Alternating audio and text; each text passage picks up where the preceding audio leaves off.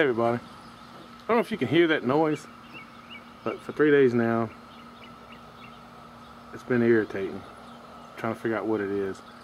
So I figured it out, I think, but just wanted to share that with you and tell me what you think it is.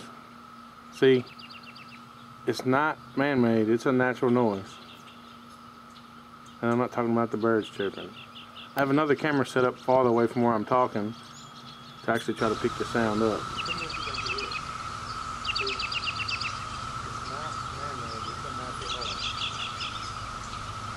Turn your volume up, I'll switch to the other camera and you tell me what you think.